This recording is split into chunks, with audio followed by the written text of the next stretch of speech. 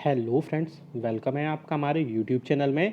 DA रोके जाने के बीच मई महीने की सैलरी और पेंशन पर सरकार की तरफ से 3 बहुत ही नई ज़बरदस्त खबरें लेकर मैं आया हूं, जिससे आपकी मई महीने की सैलरी और पेंशन पर बहुत ज़्यादा फ़र्क पड़ने वाला है। सरकार ने इसके रिगार्डिंग नए आदेश भी जारी कर दिए हैं। इस वीडियो को पूरा लास्ट तक देखिएगा, बने रहिए हमारे साथ इस वीडियो में लास्ट तक। और अगर चैनल पहली बार आए, यानी अगर आपने हमारे चैनल को अभी तक सब्सक्राइब नहीं किया है, जो कि फ्री ऑफ कॉस्ट होता है, तो आप देख सकते हैं कि आपकी स्क्रीन पर सब्सक्राइब का एक बटन दिख रहा है नीचे, उस पर प्रेस करके चैनल को सब्सक्राइब कर लीजिए। साथ ही साथ आप हमारी वीडियोस की लेटेस्ट नोटिफिकेशन के लिए इस घंटे के निशान को हिट करके ऑल नोटिफिकेशन को सिलेक्ट करना बिल्कुल मत भूलिएगा, तभी आपके पास हमारी वीडियोस की लेटेस्ट नोटिफिकेशन आ पाएगी और आप हमारी वीडियोस को कंटिन्यू वॉच कर पाएंगे। चलिए आपको सीधा लेकर चलते हैं उस पहले नोटिफिकेशन पर। ये आप देख सकते हैं, बहुत बड़ी खबर आ रही है कर्मचारियों के लिए। ये नोटिफिकेशन जारी किया गया है मिनिस्ट्री ऑफ रेलवे के रेलवे बोर्ड की तरफ से जनरल सेक्रेटरी एनएफआईआर को आप देख सकते हैं, जिसमें बोला गया है कि ऐसे कर्मचारी जिन्हें हॉस्पिटल पेशेंट केयर अलाउंसेस यानी एचपीसीए या फिर पीसीए यानी कि पेशेंट केयर अलाउंसेस, जिन भी रेलवे एम्प्लॉइज़ को जो रेलवे हॉस्पिटल्स में या रेलवे के हेल्थ केयर यूनिट्स में या क्लिनिक्स में काम कर रहे हैं, उनको जो है 7वें वेतन आयोग की तरफ से यानी 7वें वेतन आयोग के रिकमेंडेशंस के हिसाब से उनको एचपीसीए यानी हॉस्पिटल पेशेंट केयर अलाउंसेस और पीसीए यानी कि पेशेंट केयर अलाउंसेस उनको प्रोवाइड कराया जाएगा, जिससे कर्मचारियों में बहुत ज़्यादा खुशी की लहर है, क्योंकि 7 सीपीसी के हिसाब से उनको पहले से ज़्यादा अब एचपीसीए और पीसीए सरकार प्रोवाइड कराएगी। तो आप सब्जेक्ट में देख सकते हैं, payment of hospital patient care allowances HPCA, patient care allowances PCA to the railway employees working in railway hospitals and health care units clinics, revision of rates as per 7 CPC. तो बड़ी खबर है कर्मचारियों के लिए कि अब उनको सभी कर्मचारियों को रेलवे में जो रेलवे के एचपीसीए जिन्हें या फिर पीसीए जो प्रोवाइड कराया जाता है सरकार की तरफ से, उनको 7वें वेतन आयोग के हिसाब से अब वो प्रोवाइड कराया जाएगा, जिससे कर्मचारियों की सैलरी में काफ़ी हद तक बढ़ोतरी होगी। आप यहाँ पर देख सकते हैं HPCA PCA to all group C and D railway employees including ministerial staff working in hospital health unit on the recommendation of the CPC 7 CPC as and when a decision is taken in this regard by Ministry of Health and Family Welfare, corresponding instruction in respect of railway employees would be issued accordingly by the Ministry of Railways। तो कर्मचारियों के लिए एक बड़ी खुशखबरी है, चाहे उनका डीए रोक दिया गया है अब, लेकिन जो रेलवे में हॉस्पिटल्स में या हॉस्पिटल्स यूनिट्स में काम कर रहे हैं उनको अब पीसीए और एचपीसीए 7वें वेतन आयोग के हिसाब से उनको प्रोवाइड कराया जाएगा, जिससे उनकी सैलरी में कुछ हद तक उनको राहत मिलती दिखाई दे रही है। चलिए दूसरी न्यूज़ की तरफ लेके चलते हैं। दूसरी न्यूज़ भी बहुत बड़ी खबर है। अगर आप इस साल रिटायर हो रहे हैं तो आपके लिए ये बहुत बड़ी खबर होने वाली है। आप देख सकते हैं दूसरे न्यूज़ में, आप इस साल रिटायर हो रहे हैं तो आपके लिए बहुत ही राहत की खबर है।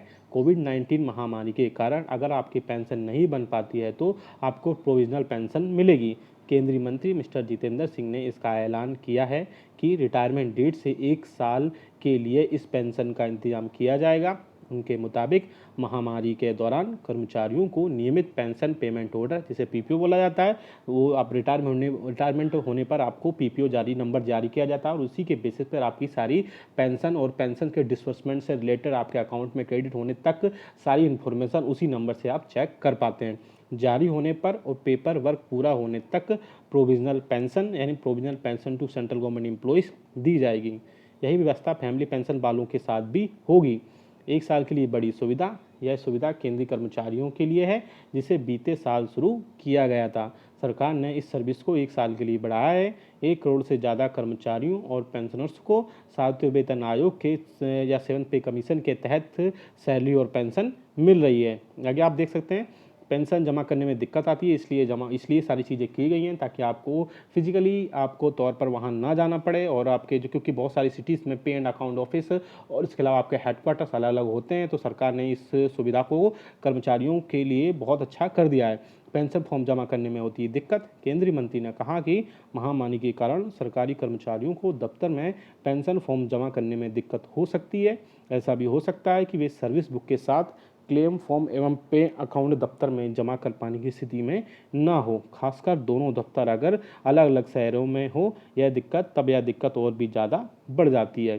कार्मिक जन शिकायत और पेंशन मामलों के मंत्री मिस्टर जितेंद्र सिंह के मुताबिक यह केंद्रीय सशस्त्र पुलिस बलों यानी सीएपीएफ के लिए बहुत ही ज़्यादा जरूरी है, क्योंकि वो एक शहर से दूसरे शहर में तैनात होते हैं। उनके हेड ऑफिस, सैलरी और अकाउंट दफ्तर दूसरे शहरों में होते हैं। पहले से है प्रोविजनल पेंशन का प्रावधान। एजी ऑफिस ब्रदरहुड के पूर्व अध्यक्ष हरिशंकर तिवारी ने बताया कि प्रोविजनल पेंशन पहले भी मिलती रही है। किसी सरकारी कर्मचारी के रिटायरमेंट होने पर उसे प्रोविजनल पेंशन दी जाती है। यह पेंशन उनकी लास्ट ड्रॉन सैलरी पर बनती है। वास्तविक पेंशन और प्रोविजनल पेंशन की रकम में कोई ज़्यादा खास अंतर नहीं होता है। जारी रहेगी पेंशन। कार्मिक मंत्रालय ने कहा है कि कोविड-19 के दौरान रिटायर होने वाले केंद्रीय कर्मचारियों को पेंशन पेमेंट आदेश यानी पेंशन पेमेंट ऑर्डर जारी होने और दूसरा पेपर वर्क होने तक अस्थायी पेंशन की रकम मिलना शुरू हो जाएगी, जिससे कर्मचारियों को किसी भी टाइप से कोई भी दिक्कत का सामना नहीं करना पड़ेगा। चलिए नेशनल न्यूज़ की तरफ लेके चलते हैं। नेशनल न्यूज़ आ रही है, आप देख सकते हैं national federation of Indian railway man की तरफ से यानी NFIR की तरफ से जारी किया गया नोटिफिकेशन है।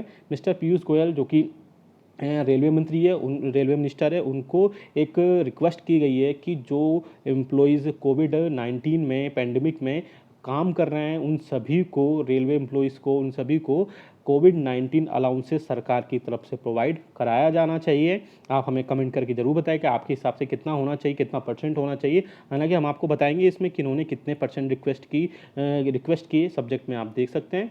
Grant of covid allowances to the railway employees performing duties एमिड covid pandemic second wave. आप देख सकते हैं यहाँ पे the railway minister is aware that the railway employees belonging various categories including supervisor, safety, non-safety, railway doctors, paramedical staff, serving retired sanitization staff, etc.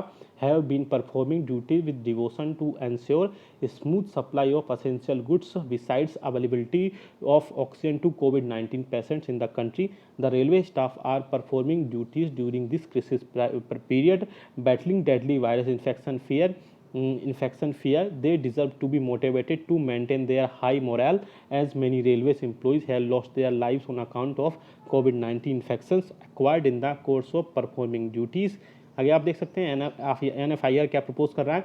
NFIR proposes that the railway employees performing duties despite rise in positive cases exponentially due to unabated spread of second wave of COVID-19 pandemic to granted COVID allowances at the rate of not less than 25% of pay to maintain their high level of devotion and continue to perform. Federation also mentioned that some state government have already announced COVID allowances to their employees. तो आप देख सकते हैं कि 25% तक के लिए demand कर रहे हैं या रिक्वेस्ट कर रहे हैं सरकार से कि उनको 25% तक कोविड अलाउंसेस सरकार उनको प्रोवाइड कराए। और उन्हें ये भी मेंशन किया है फेडरेशन ने कि बहुत सारे स्टेट गवर्नमेंट जो हैं वो अभी उन्होंने ऑलरेडी कोविड अलाउंसेस जो है उनके एम्प्लॉयज़ के लिए लागू भी कर दिया है, जिससे कर्मचारियों को एक मोराल मिलता है, एक मोटिवेशन मिलता है काम करने के लिए। तो अब इसका जो भी अपडेट आएगा वो तो हम अपडेट कर ही देंगे।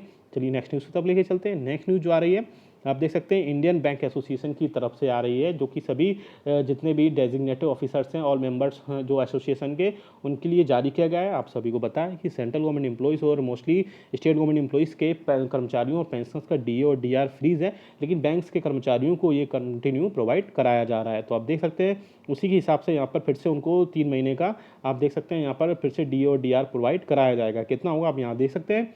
In terms of clause 7 of the 11th bipartite settlement dated 11/11/20 and clause 3 of the joint note dated 11/11/22, the rates of DNS allowances payable to workmen and officer employee for the month of May, June and July 2021 shall be 25.69% of pay, while allowing the DNS allowances payable decimals from third place में please be ignored। यानी कि मई, जून और जुलाई 3 महीने के quarter में मई, जून और जुलाई 2021 के लिए 25.69% सभी बैंक के कर्मचारियों और ऑफिसर्स को ये प्रोवाइड कराया जाएगा।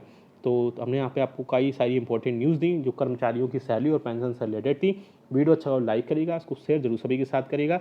ऐसी न्यूज़ और अपडेट्स के लिए हमारे चैनल को सब्सक्राइब भी कर लेगा। इसके अलावा आप हमारे चैनल पर जो है आप सभी central government employees, state government employees, pensioners, family pension, defence, postal, railway, डाक सभी टाइप के कर्मचारियों, पेंशनर्स और फैमिली पेंशनर्स के लिए हम न्यूज़ इन्फॉर्मेशन और अपडेट्स इसी तरीके से लाते रहते हैं। इसी चैनल को सब्सक्राइब करके बेल आइकन को हिट करना बिल्कुल मत भूलिएगा।